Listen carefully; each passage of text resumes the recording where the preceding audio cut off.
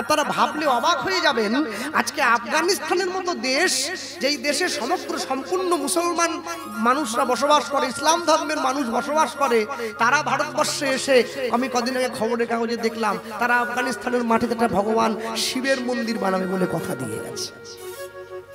গোটা বিশ্বের মানুষ সনাতন ধর্মকে নিয়ে মেতে উঠেছে। কেন? মানুষ বুঝে নিয়েছে যা ছিল, যা আছে, যা থাকবে, একে বিনাশ করার ক্ষমতা কারণ নেই। শুধু আমরা যেই মায়ের পেট থেকে জন্ম হয়েছি, আমি আমার নিজের মাকে চিনতে পারলাম না, পাড়ার লোকে চিনে নিল আমার মা কত ভালো ছিল। হরি বল, হরি বল। সন্তান যদি নিজের মাকে চিনতে না পারে, সেই সন্তানের জীবনে দুঃখ কিন্তু অনেক বেশি। তাই মানুষ যে জাতিতে জন্ম নিয়েছে, যে ঘরে জন্ম নিয়েছে, সবার আগে নিজের জাতিটাকে চিনে নিতে হবে। আগে নিজেকে সম্মান করতে হবে, নিজের ধর্মকে সম্মান করতে হবে, তবে সমগ্র বিশ্ব আপনাকে সম্মান করবে। তবেই তো ভারত আবার জগৎ সভায় শ্রেষ্ঠ আসন লবে। ভারতবর্ষ শ্রেষ্ঠ ছিল, শ্রেষ্ঠ আছে, শ্রেষ্ঠ থাকবে। নিজের জন্য নয়, ভারতবর্ষ তার মানুষের জন্য, সনাতন ধর্মের মানুষের জন্য। যা শাশ্বত, যা চিরন্তন, তাই তো সনাতন। আমি একটা ছোট্ট কথা বলি। কদিন আগে ভুটানে একটা ছোট্ট শিশু, 4 বছর বয়স, ভুটানের ছেলে, নামটাই মুহূর্তে মনে আসছে না, খবরের চ্যানেলে দেখিয়েছিল। ছেলেটা জন্ম হওয়ার পরে সবাই যখন তাকে জিজ্ঞাসা করছে তোমার নাম কি, কি ব্যাপার, ছোট ছেলে তো, সে সকলকে বলছে আমি পূর্ববর্তী জীবনে নালন্দা বিশ্ববিদ্যালয়ের ছাত্র ছিলাম। সবাই তো অবাক হয়ে গেছে, এইটুকু ছেলে কি বলছি, 4 বছর বয়স, তো তুই জানিস নালন্দা বিশ্ববিদ্যালয় কি ছিল না ছিল? তাকে তার এই কথাটা প্রমাণ করবার জন্য তার পিতা মাতা 2 জন তাকে কোলে করে ভারতবর্ষের নালন্দা বিশ্ববিদ্যালয়ে নিয়ে আসে। নালন্দা বিশ্ববিদ্যালয়ের চারদিকে ঘুরে ঘুরে ছেলেটা সকলের সামনে দাঁড়িয়ে বলে বলে দিচ্ছে এখানে কোন ক্লাসটা হতো, এখানে কোন ক্লাসটা হতো, এখানে কোন বিষয় নিয়ে গবেষণা হতো। তখন সকলে চিনতে পারলো যে ভারতবর্ষ সনাতন ধর্মের মানুষ যে বলে পুনর্জন্ম বলে একটা কথা আছে, এই ছেলেটা তার সব থেকে বড় প্রমাণ। মনে রাখবেন ভক্তমণ্ডলী, মায়ের সনাতন ধর্মে যাদের জন্ম হয়েছে, সবার আগে নিজের ধর্মকে সম্মান করবেন। আর একটা অনুরোধ করে যাই, লীলামাধুর্য শেষের প্রাঙ্গণে গিয়ে দাঁড়িয়েছি আমরা, আরেকটা কথা না বললে নয়। এত সুন্দর মায়ের মন্দির, মাও বসেছেন অপূর্ব অপরূপা সুন্দরী। তা আমি একটা কথাই অনুরোধ করব গ্রামের মানুষদের কাছে, আপনারা প্রত্যেক বছর অনুষ্ঠানটা করছেন, খুবই সুন্দর প্রয়াস। কোনো আজে বাজে অনুষ্ঠান না রেখে হরিনামের মধ্য দিয়ে অনুষ্ঠান হচ্ছে, আরো বড় হোক আপনাদের অনুষ্ঠান। কিন্তু এই যে মন্দিরটা, গ্রামের সকলে মিলে আপনারা 5 টাকা 10 টাকা করে ভিক্ষা তুলে এই মন্দিরটার ওপরে একটা মাইক আর মেশিন লাগাবেন। আমার মুসলমান বাড়ির ভাইয়েরা প্রত্যেক দিন ভোর 5টা থেকে নামাজ পড়ে মসজিদে। আমাদের মৌখালী গ্রামের মাতারার মন্দিরে প্রত্যেক দিন ভোর 4টে থেকে হরিনাম সংকীর্তন বাজবে। মাইকে হরিনাম শুনে গ্রামের মানুষের ঘুম ভাঙবে। তবেই তো সনাতন ধর্মের মানুষকে একত্রীভূত হতে হবে। নিতাই গৌর নিজেদের জায়গাটা নিজেদেরকে পোক্ত করে নিতে। কি গো, তুমি দিচ্ছ নাকি? ও আচ্ছা, বাজিয়ে আবার দিচ্ছে বাজি। ও, এক ভক্ত আমার কীর্তনে খুশি হয়ে 100 টাকা পুরস্কৃত করেছেন আমাকে।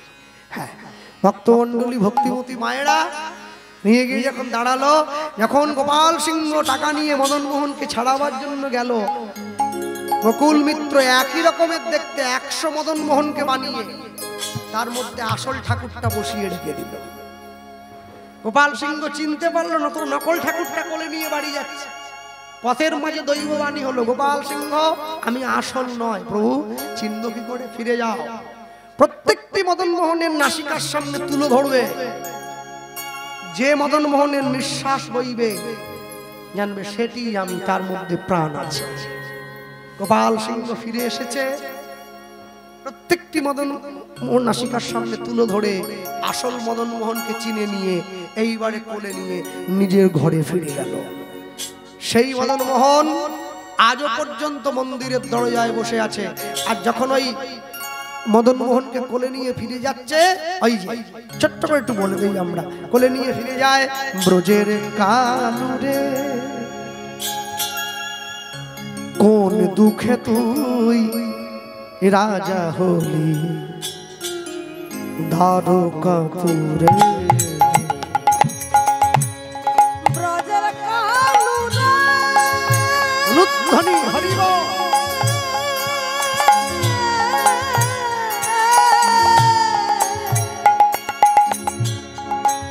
কোন দুঃখে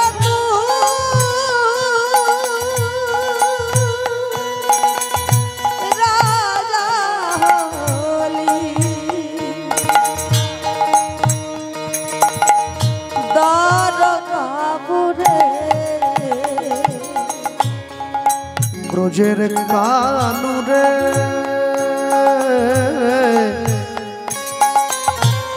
ব্রজের কানুরে কোন দুঃখে তুই রাজা হলি দ্বারকাপুরে ব্রজের কানুরে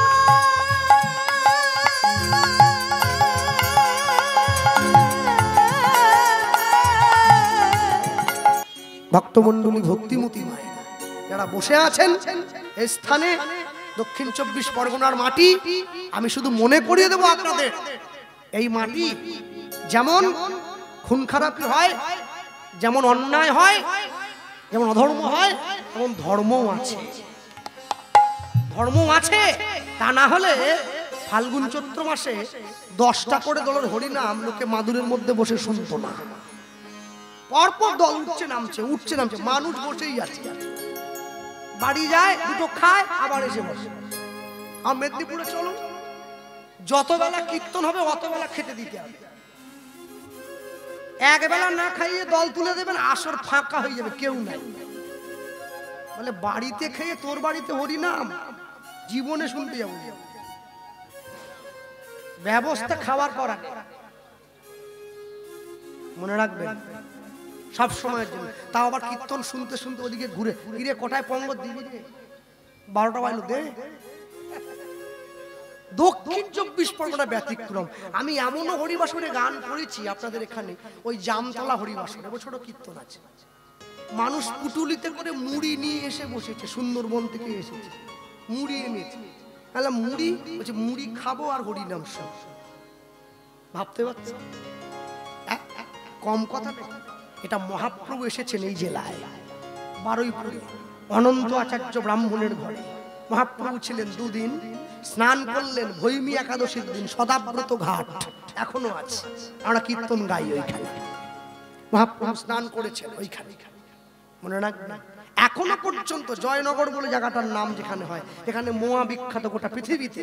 মোয়া তো জয়নগরের নয়, আপনারাই বলেন, মোয়াটা বহরুতে বিখ্যাত, জয়নগরের নামে চলে। মানে বহরু তো কেউ চিনবে না, জয়নগরটা চিনবে। জায়গাটার নাম হচ্ছে জয়চাঁদ নগর।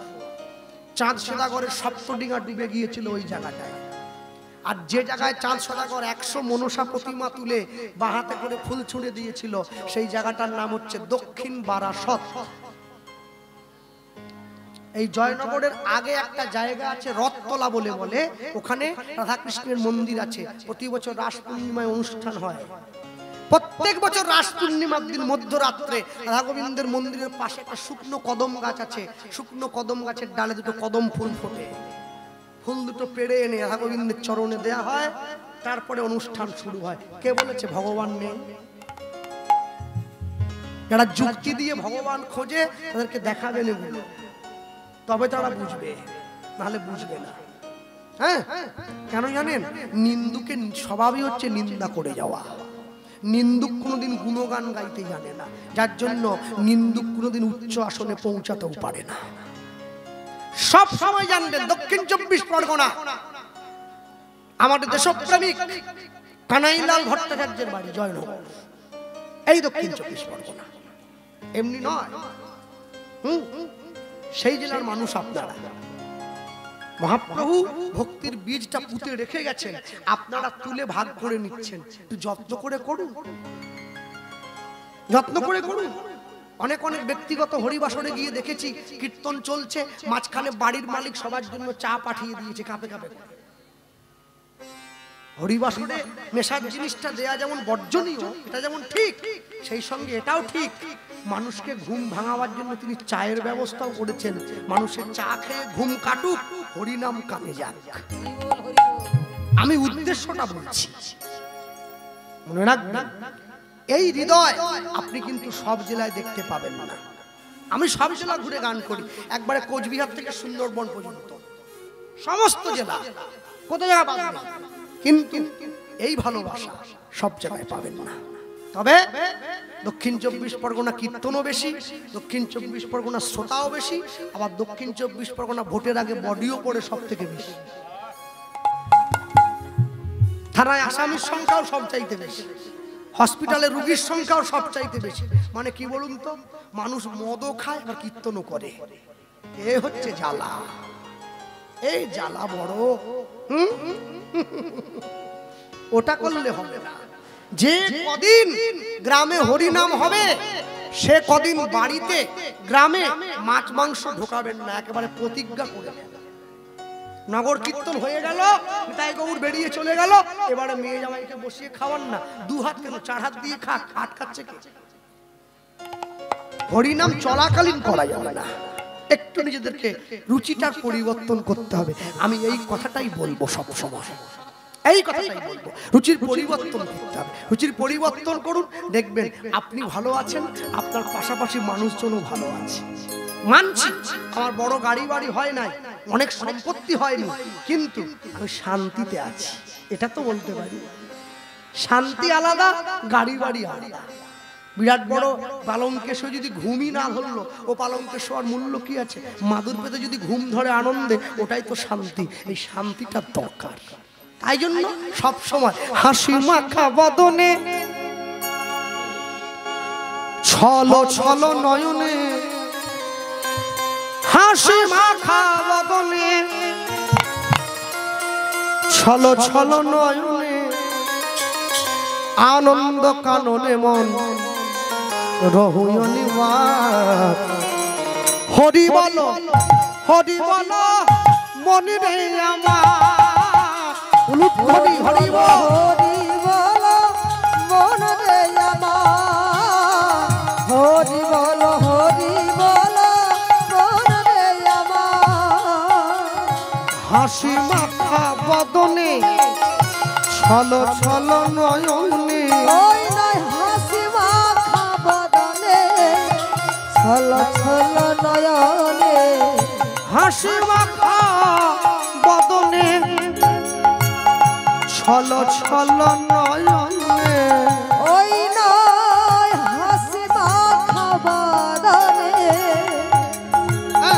ছলো ছলো নয়নে। এই যে কদিন আগে দুর্গা পুজো চলে গেল, দুর্গা পুজোতে সব থেকে যে মানুষটাকে দেখে আমার কষ্ট হয়েছে, সে হচ্ছে ওই মা দুর্গার পায়ের তলায় পড়ে থাকা অসুরটা। বাঙালি যে কি করছে আমি বুঝতে পারি, অসুরের নাকে পর্যন্ত সিঁদুর দিয়ে দিয়েছে। আরে কোন কাঞ্জলি তো মা দুর্গার হচ্ছে, ওখানে সিঁদুর কি জন্য?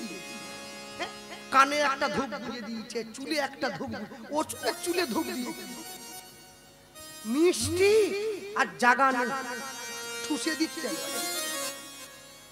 কুমোরটুলিতে ফোন করে ভাবছি বলে দেবো, দয়া করে আগামী বছর থেকে অসুরের হাগুলো বন্ধ রাখবে।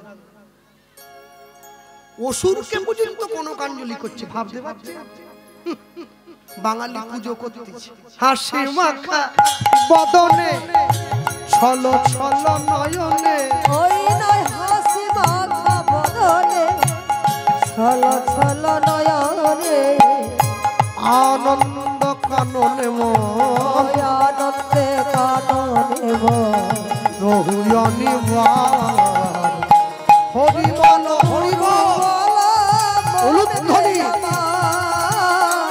হরি বল, গুরু বলো মন রে আমার।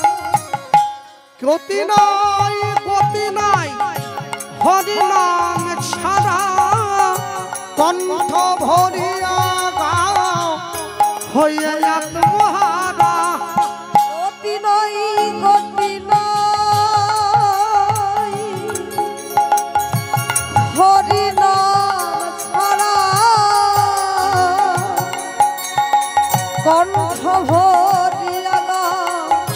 হয়ে আত্মহারা গতি নাই গতি নাই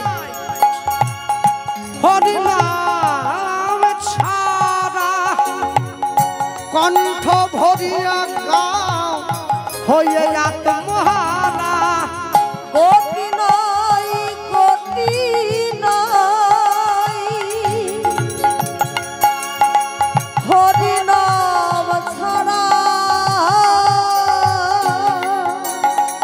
কণ্ঠ ভরিয়া গাও হয়ে আত্মহারা ওই দেখো শ্মশানে কি বা রাত্রি দিনে আর ওই দেখো শ্মশানে দিবারাত্র দিনে তুমি ওই দেখো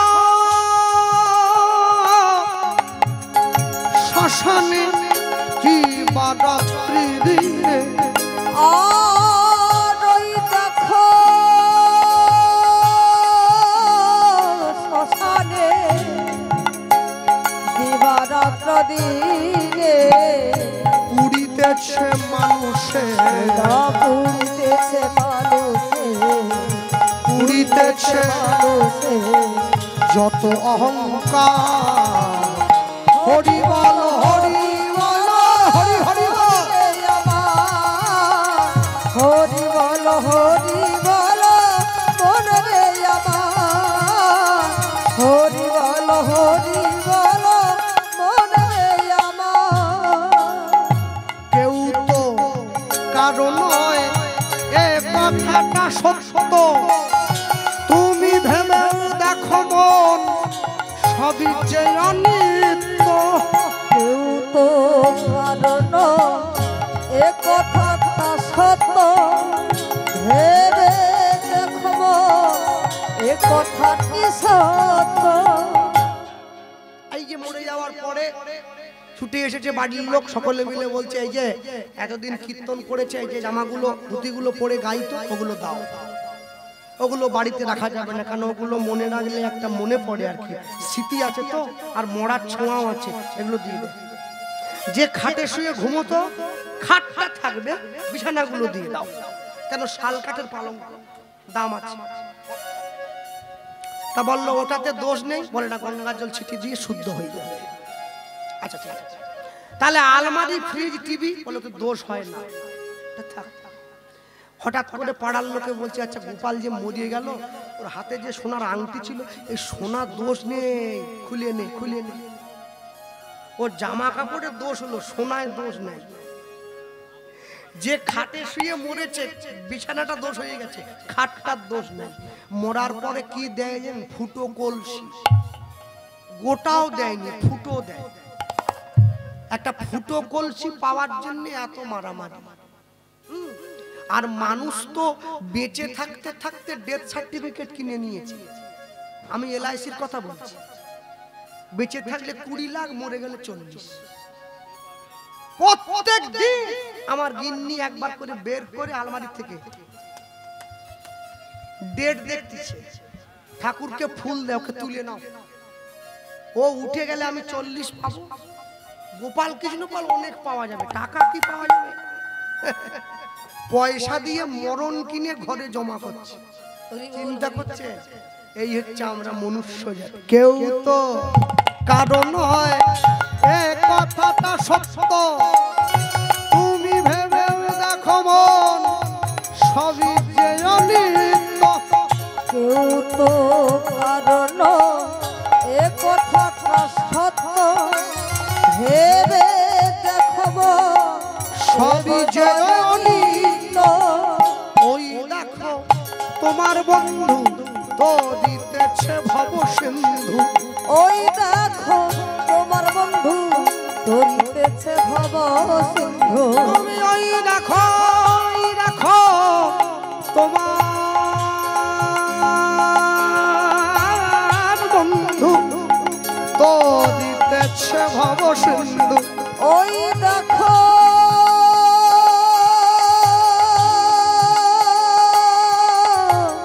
তোমার বন্ধু তো দিতেছে ভব সিন্ধু হাত ধরে তোমায় সে হাত ধরে তোমার পাইছে করে দেবে পার। হরি বল হরি তাই গৌর হরি বল। হরি বল হরি বল মন রে আমার হরি বল হরি বল মন রে আমার বলো হাসি মাখা বদনে ছল ছল নয়নে ওই নয় হাসি মাখা বদনে ছল ছল নয়নে আনন্দ কাননে মন আনন্দ কাননে মন রহুয়নি হরি বল হরি বল মন রে আমার হরি বল হরি বল মন রে আমার হরি বল হরি বল মন রে আমার নিতাই গৌর প্রেমানন্দ হরি হরি হরি বল একটু একটু করে ছেলেটা বড় হচ্ছে, শিক্ষা অর্জন করছে। শিক্ষা অর্জন করতে করতে আজকে যখন ছেলেটার বয়স 15 বছর হয়েছে, আষাঢ় মাসে ঝমঝম করে বৃষ্টি হচ্ছে, বাড়িতে গিয়ে মাকে বলছে, মা বাড়ির জালটা একটু দাও তো।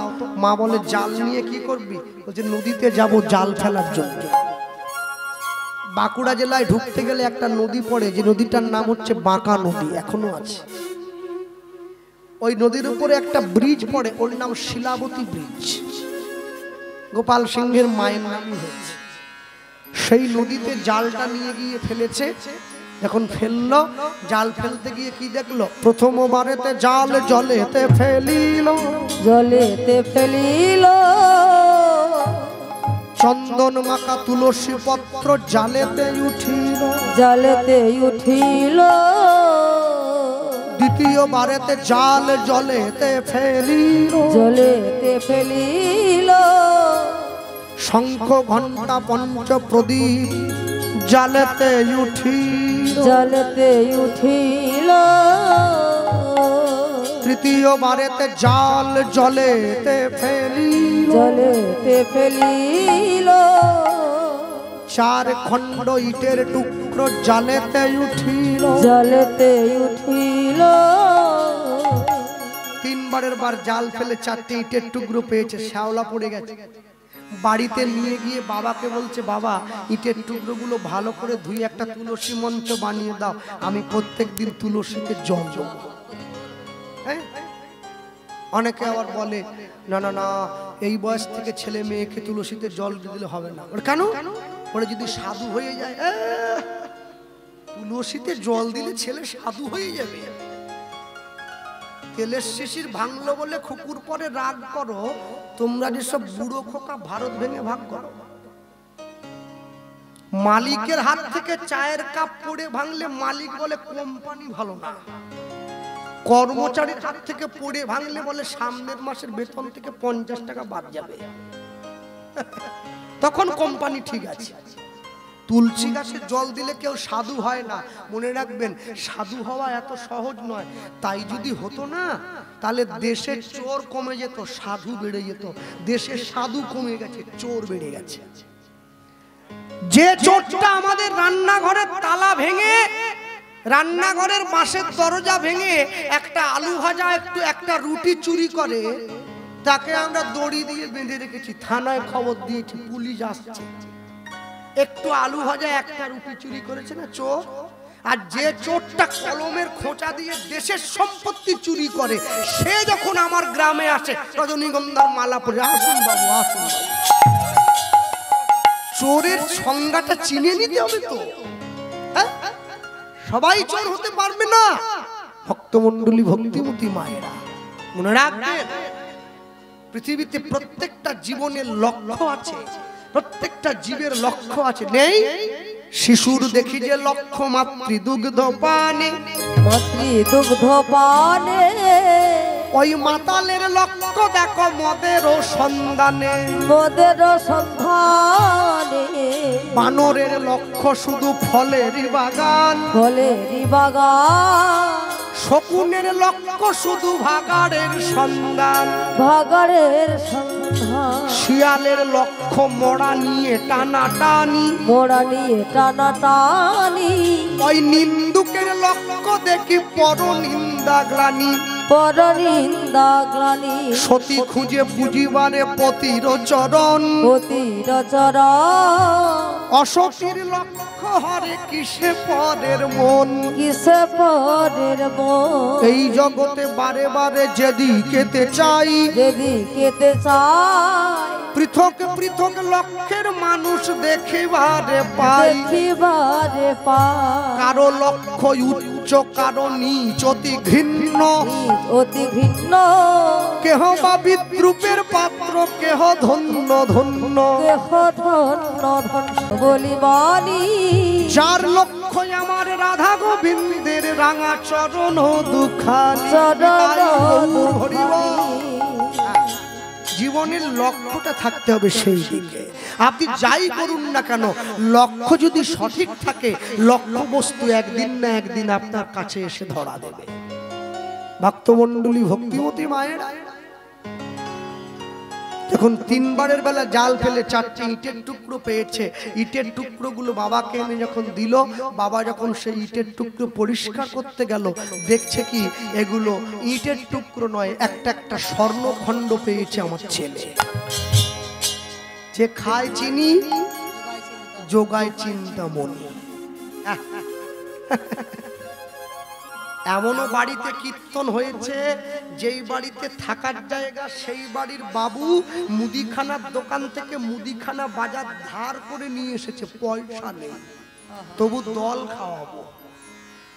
আর এমনও বাড়িতে কীর্তন হয়েছে যাদের মুদিখানার ব্যবসা, তারা কুমড়োর তরকারি আর ডাল করে ছেড়ে দিয়েছে। ওটা চয়েস ইজ ইয়োর্স, ওটা আপনার উপরে। আমাকে তো কুমড়ো দিলেও আমি খেয়ে দুটো চলে যাব, আমি সয়াবিন দিলেও খেয়ে চলে যাব, না দিলেও কিছু বলবো না, বাড়ি চলে যাব। কিন্তু বোঝাটা বইতে হবে আপনাকে। বাঁধছেন বটে, তুলতে পারবেন কাঁধে, ওটা আপনার উপরে চলে। যা ভক্তমণ্ডলী, ভক্তিমতী মায়েরা নিয়ে গিয়ে যখন কাছে দাঁড়িয়েছে, সেই স্বর্ণখণ্ড একটু একটু করে ভেঙে বাজারে বিক্রি করে তৈরি হলো বাঁকুড়া জেলায় মদন মোহনের মন্দির। গোপাল সিংহ রাজা হয়েছে, সেই মন্দির তো আজও আছে, কিন্তু মন্দির হলো, রাজা হলো, রাজপ্রাসাদ তৈরি হলো, মন্দিরে ভগবান কোথায়? সে তো নেই। বাবা বলল, তুই আরেকবার নদীতে জালটা নিয়ে যা তো খোকা। এইবার ছেলে এসে সেই নদীতে জাল ফেললো, চতুর্থ বারেতে জাল জলেতে ফেলিল, জলেতে ফেলিল। জালের মধ্যে মদন মোহন উপনীত হইল, উপনীত হইল।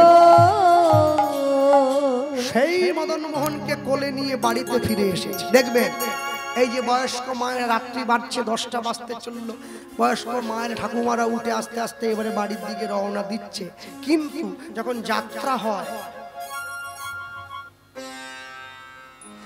আমার ঠাকুমাকে বলি চলো এবার দেরি হয়ে যাচ্ছে, বলে না, শেষ দৃশ্যটা না দেখলে এক নায়ক নায়িকার মিলটা দেখে যাব। দেখেছেন সারা জীবন সংসারে কত মিল করেছে, কত জুটি ভাঙিয়েছে, তাও শিক্ষা হয়নি, বসে দেখবে। অভিনয় করে শখ মেটেনি, অভিনয় দেখে শখ মিটছে। যাক, সেই মদন মোহনকে কোলে নিয়ে মন্দিরে ফিরে এসেছে। হ্যাঁ, যুগে যুগে তুমি আসিলে ধরায়, রাখিতে ভক্তের মান, তুমি ভক্তের ভগবান। ধ্বনি যুগে যুগে তুমি আসিলে ধরা, রাখিতে ভক্তের মান, রাখিতে ভক্তের মান। যুগে যুগে তুমি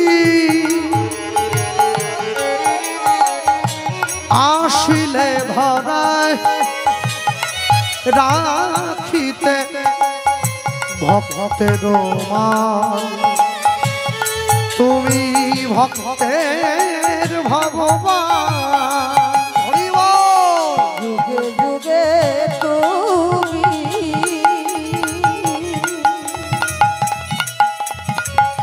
আসলে ধরা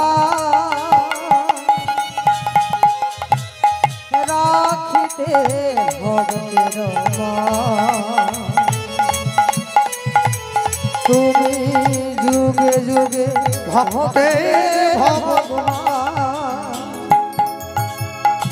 কৃপা করো মোরে ওগো কৃপাময়। কৃপা করো মোরে ওগো কৃপা করো মোরে ওগো কৃপাময়। কৃপা করো মোরে ওগো কৃপাময়। রাখো গো ভক্তের মান তুমি ভক্তের ভগবান। তুমি ভক্তের ভগবান যুগে যুগে তুমি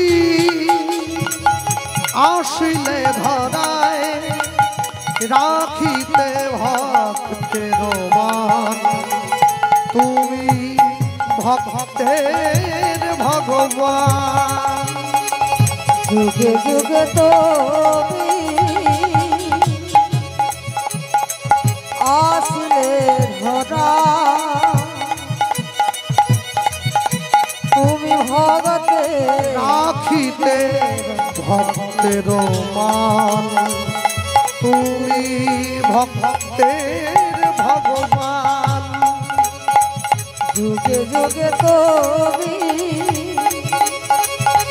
আসলে ধরা রাখিতে ভক্তের মান তুমি রাখিতে ভক্তের ভগবান তুমি ভক্তের ভগবান। ভগবান তুমি ভক্তের ভগবান তুমি ভক্তের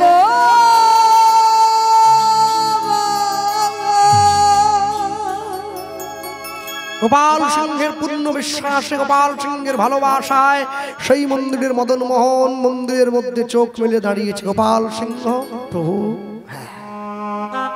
তোমার জন্য আমি এসে দাঁড়িয়েছি তোমার সম্মুখে। শোনো,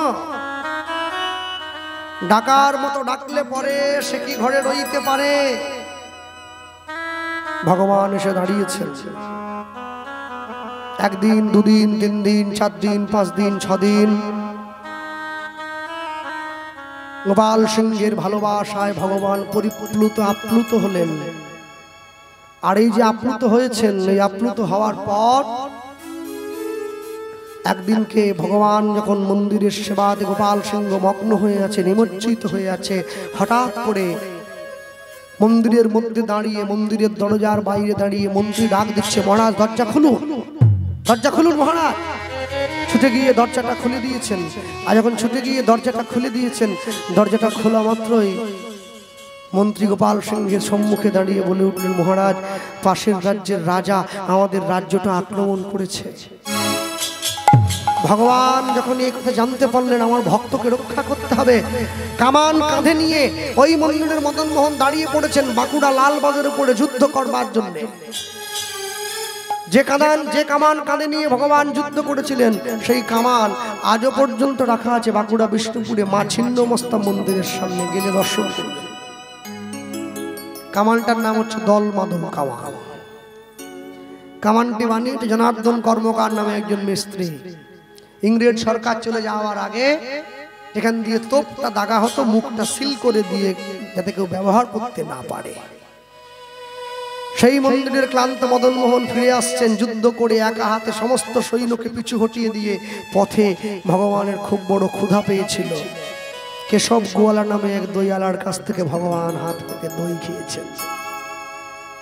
যখনই দই খেলেন, আর ওইদিকে মন্দিরের মহারাজ ভগবানকে খুঁজে না পেয়ে ছুটতে ছুটতে মন্দিরের মধ্যে গিয়ে যখন দেখছেন ভগবান নেই, ভগবানকে খুঁজতে বেরিয়েছেন, এমন সময় সেই গোয়ালার সঙ্গে সাক্ষাৎ হলো।